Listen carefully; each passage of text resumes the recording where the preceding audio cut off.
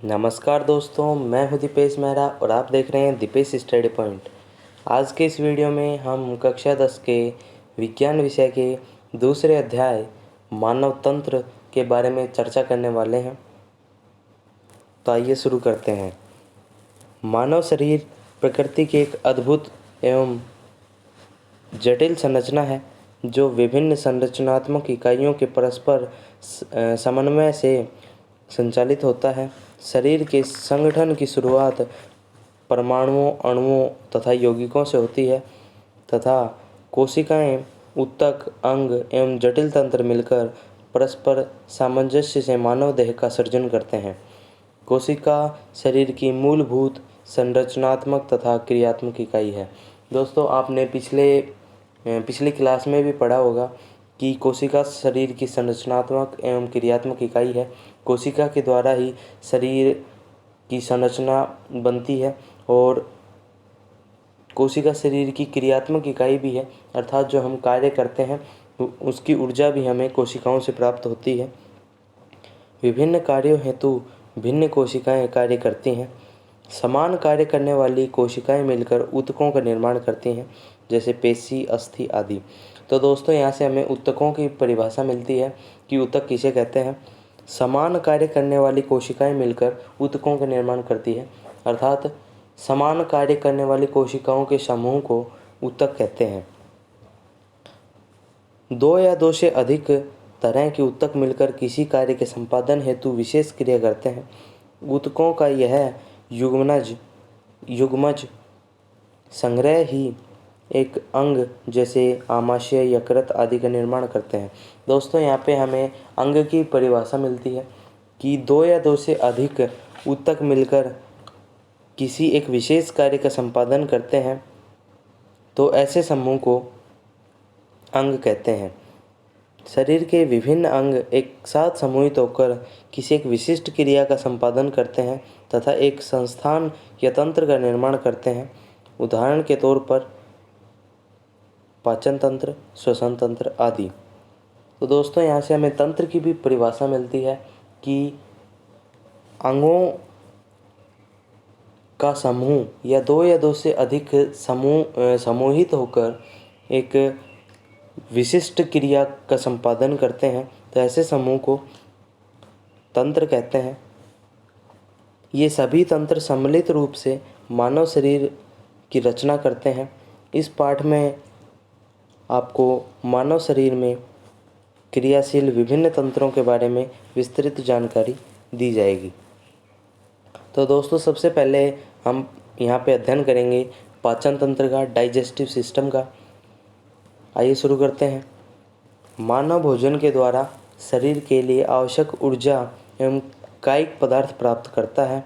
भोजन विभिन्न घटकों जैसे प्रोटीन, कार्बोहाइड्रेट, वसा, विटामिन, खनिज व लवण आदि से बना होता है।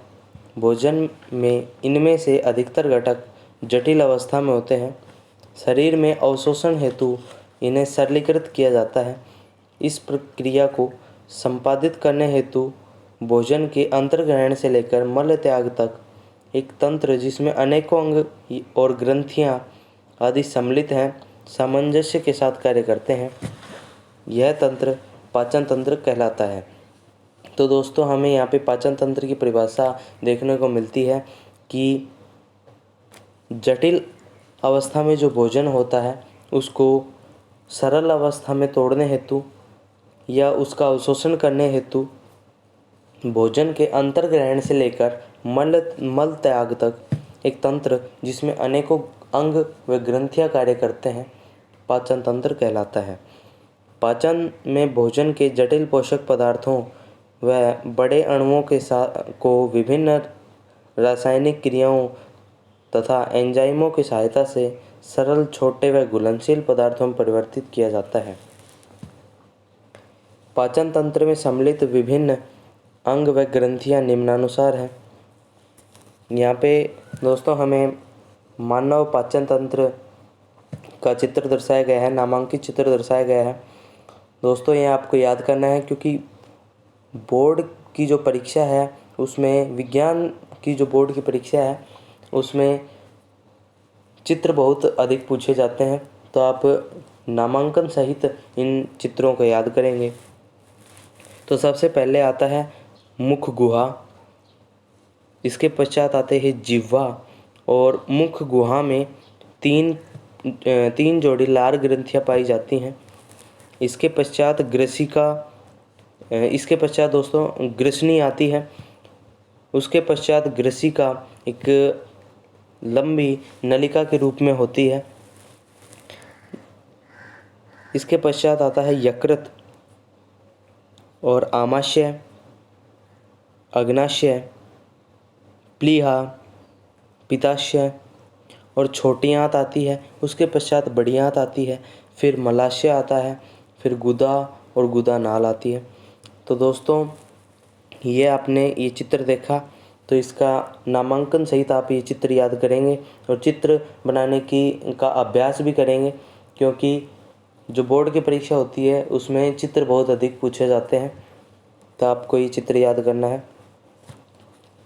जो मानव का पाचन तंत्र है उसके अंतर्गत कार्य करने वाले अंग निम्न हैं, जो यहाँ पे दर्शाए गए हैं।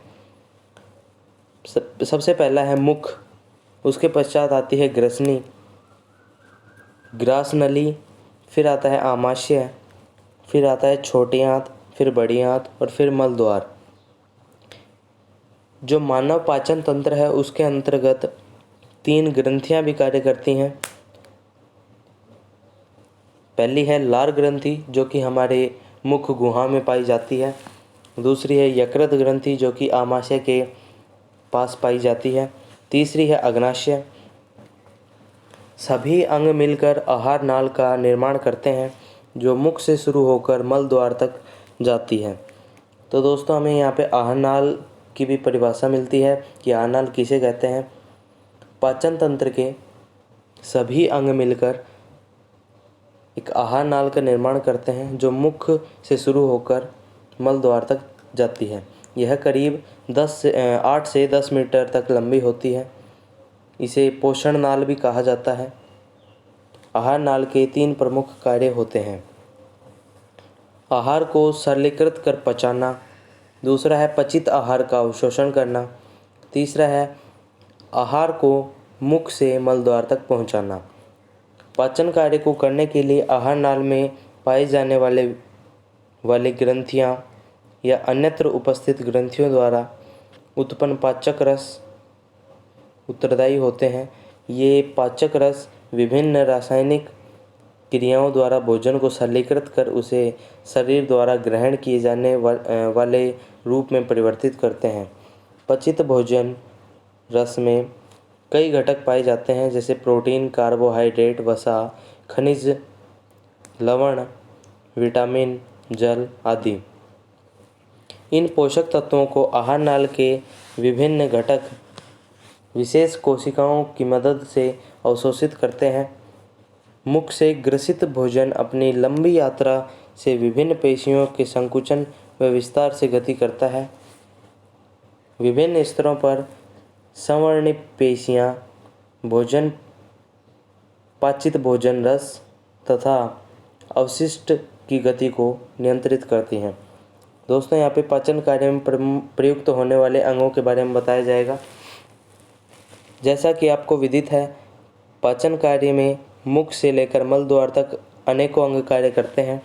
जब हम इन अंगों के बारे में विस्तृत रूप से चर्चा करेंगे, सबसे पहले आता है मुख। आहार नाल का अग्रभाग मुख से प्रारंभ होकर मुख गुहा में खुलता है। यह एक कटोरे नुमा अंग है। इसके ऊपर कठोर तथा नीचे कोमल तालु पाए जाते हैं। मुख गुहा में ही चारों ओर गति कर सकने वाली पेशी निर्मित जिह्वा पाई जाती है। दोस्तों यहाँ पे जिह्वा का अर्थ है जीभ। जिह्वा मुख गुहा के पृष्ठभाग से आधार तल से फ्रेनुलम लिंगुअल या जिह्वा फ्रेनुलम के द्वारा जुड़ी जाती है तथा मुख गुहा के मध्य भाग तक जाती है। मुख 2 मांसल होठों से घिरा रहता है, जो मुख को खोलने बंद करने तथा भोजन को पकड़ने में सहायक होते हैं। मुख के ऊपर व नीचे के भाग में एक एक जबड़े में 16-16 दांत पाए जाते हैं। सभी दांत जबड़े में पाए जाने वाले एक सांचे में स्थित होते हैं। इस सांचे को मसूड़ा कहते हैं। दोस्तों यहाँ पे हमें मसूड़े की परिभाषा मिलती है कि मसूड़ा किसे कहते हैं। मुख के ऊपर व नीचे के भाग में एक एक जबड़े में 16-16 दांत पाए जाते हैं। सभी दांत जबड़े में पाए जाने वाले एक सांचे में स्थित होते हैं। इस सांचे को मसूड़ा कहते हैं। मसूड़ों तथा दांतों की इस स्थिति को गर्तदंती कहा जाता है। मानवों में द्विबारदंती दांत व्यवस्था पाई जाती है, जिसमें जीवन काल में 2 प्रकार के दांत अस्थायी या जिन्हें हम दूध के दांत या तथा स्थायी पाए जाते हैं। दोस्तों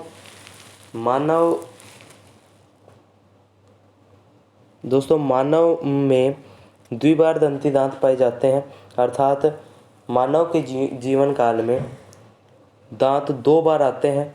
पहला आता है अस्थायी दांत, जिन्हें हम दूध के दांत भी बोलते हैं। दूसरे होते हैं स्थायी दांत, जो बुढ़ापे तक मानव के मुख में रहते हैं। जो दूध के दांत होते हैं वे बचपन में लगभग 15 साल तक की उम्र में टूट जाते हैं। दांत 4 प्रकार के होते हैं। पहला होता है कृंतक। ये सबसे आगे के दांत होते हैं जो कुतरने तथा काटने का कार्य करते हैं। ये 6 माह की उम्र में निकलते हैं।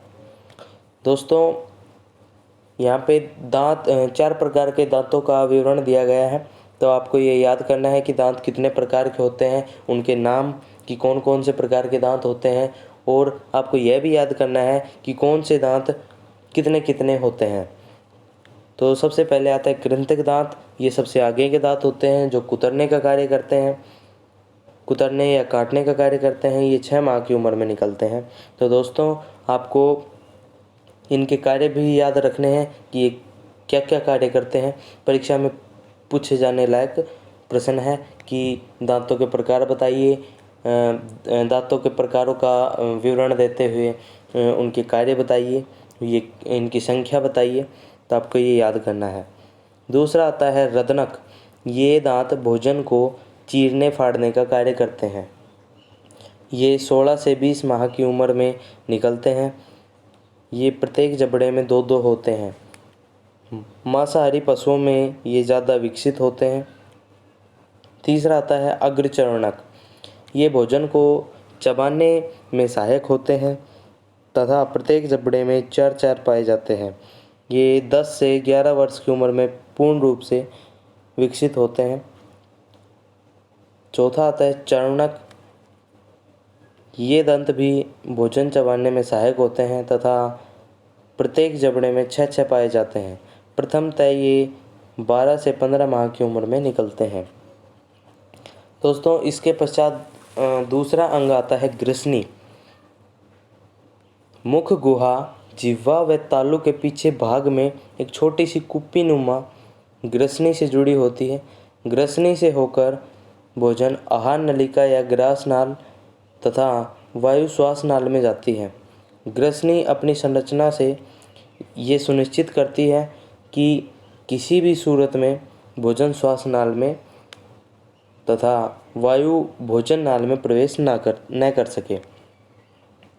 इन दोनों नालों में मुख ग्रसनी के नीचे की तरफ होते हैं। अग्रभाग में श्वासनाल और पश्च भाग में ग्रासनाल स्थित होता है। ग्रसनी की संरचना को 3 भागों में विभक्त किया गया है। पहला है नासाग्रसनी, दूसरा है मुख ग्रसनी, तीसरा है कंठ ग्रसनी या अधोग्रसनी। दोस्तों यहाँ पे ग्रसनी के बारे में बताया गया है। ग्रसनी का कार्य होता है कि भोजन जब भोजन करते हैं तो ये भोजन को श्वास नाल में जाने से रोके, या हम कोई पानी वगैरह पीते हैं तो उसको श्वास नाल में जाने से रोके। अर्थात यह एक ढक्कन नुमा कार्य करती है जो श्वास नाल और ग्रास नाल के ऊपर ढक्कन के रूप में व्यवस्थित होती है। ये 3 प्रकार की बताई गई है, नासाग्रसनी, दूसरी है मुख ग्रसनी तथा कंठग्रसनी या अधोग्रसनी। यहाँ पे आपको चित्र भी दर्शाया गया है। यहाँ पे आपको नासक रश्मि का चित्र दर्शाया गया है। इसके नीचे है अधोग्रसनी और यहाँ पे ग्रीवा दर्शाई गई है। यहाँ पे ऊपर जिह्वा दर्शाई गई है। इस जिह्वा के नीचे मुख ग्रसनी का चित्र आपको दर्शाया गया है। ये मानव की लार ग्रंथि है। दोस्तों इसके पश्चात आता है ग्रास नली। यह एक सक्रिय पेशीय नली है जो करीब 25 सेंटीमीटर लंबी होती है। यह ग्रसनी के निचले भाग से प्रारंभ होकर ग्रीवा तथा वक्ष स्थल से होती हुई मध्यपट से निकलकर उदर गुहा में प्रवेश करती है।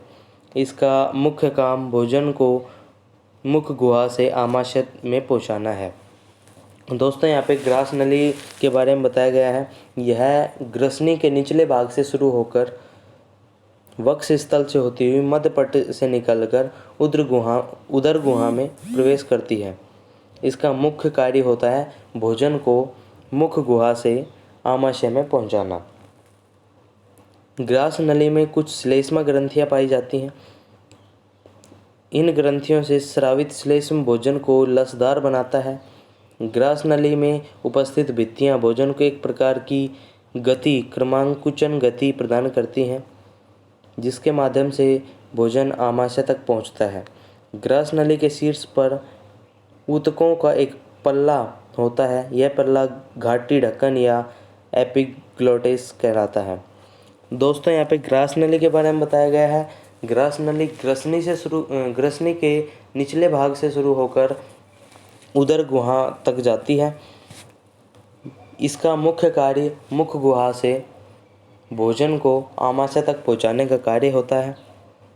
ग्रास नली में कुछ श्लेष्मा ग्रंथियां पाई जाती हैं जो भोजन को लसदार या गूदेदार बनाती हैं, जिससे कि ये एक प्रकार की गति कर पाए। ये इन्हें भोजन को एक प्रकार की गति भी प्रदान करती है, जिसे क्रमांकुचनी गति कहते हैं। जिसके माध्यम से भोजन आमाशय तक पहुंच जाता है। ग्रास नली के शीर्ष पर ऊतकों का एक पल्ला होता है। यह पल्ला घाटी ढक्कन या एपिग्लोटिस कहलाता है। भोजन निगलने के दौरान यह पल्ला बंद हो जाता है तथा भोजन को श्वास नली में प्रवेश करने से रोकता है। दोस्तों इसके पश्चात आता है आमाशय। आहार नाल का ग्रास नली से आगे का भाग आमाशय है। यह एक पेशीय जे आकार की संरचना है जो ग्रास नली व ग्रहणी के मध्य तथा उदर गुहा के बाएं हिस्से तथा मध्यपट के पीछे स्थित होता है। यह एक लचीला अंग है जो 1 से 3 लीटर तक आहार धारित कर सकता है। आमाशय को 3 भागों में बांटा जा सकता है। दोस्तों यहाँ पे आमाशय के बारे में बताया गया है। तो जो हमने यहाँ पे ग्रास नली पढ़ी है उसका अंत आमाशय तक होता है। तो ग्रास नली के आगे का भाग आहार नाल का ग्रास नली के आगे का भाग आमाशय है। यह एक पेशीय संरचना है। इसकी आकृति जे आकार की है जो ग्रास नली व ग्रहणी के मध्य तथ गुहा के बाएं हिस्से तथा मध्यपट के पीछे स्थित होता है। एक लचीला अंग होता है जो 1 से 3 लीटर तक आहार धारित कर सकता है। तो दोस्तों यह भी प्रश्न पूछा जा सकता है कि आमाशय की संरचना का वर्णन कीजिए या आमाशय का चित्र बनाइए। तो आपको ये याद करना है। और आमाशय 1 से 3 लीटर तक भोजन या आहार को धारण कर सकता है। आमाशय को 3 भागों में बांटा जा सकता है। पहला है कार्डियक या जठरागम भाग।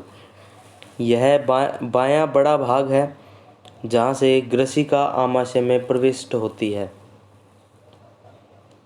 दोस्तों यह जो जठरागम या कार्डियक है यह बायां बड़ा भाग होता है जहाँ से ग्रसिका आमाशय में प्रविष्ट होती है। अर्थात ग्रास नली का आगे का भाग या अंतिम शिरा जहाँ पे खुलता है वह जठरागम भाग होता है। दूसरा है जठर निर्गमी भाग। यह आमाशय का दाहिना छोटा भाग है जहाँ से आमाशय छोटी आंत से जुड़ा होता है। तीसरा आता है फंडिस भाग। यह उपरोक्त वर्णित दोनों भागों के मध्य की संरचना है। दोस्तों जो फंडिस भाग है ये कार्डियक और जठर निर्गमी भाग दोनों के मध्य की संरचना है, अर्थात दोनों के बीच में पाया जाता है। आमाशय में दो अवरोधनी या संकोचक पेशियाँ पाई जाती हैं। ये दोनों पेशियाँ आमाशय की सामग्री को अंतर्विष्ट करती हैं। पहली है ग्रास नलिका अवरोधनी। यह ग्रसिका व आमाशय को विभाजित करती है तथा आमाशय से अम्लीय भोजन को ग्रसनी में जाने से रोकती है। दोस्तों ग्रास नलिका अवरोधनी, इसका यह कार्य होता है कि आमाशय से अम्लीय भोजन को ग्रसनी में जाने से रोकना। ग्रसिका व आमाशय को विभाजित करती है। दूसरी है जठर निर्गमीय अवरोधनी।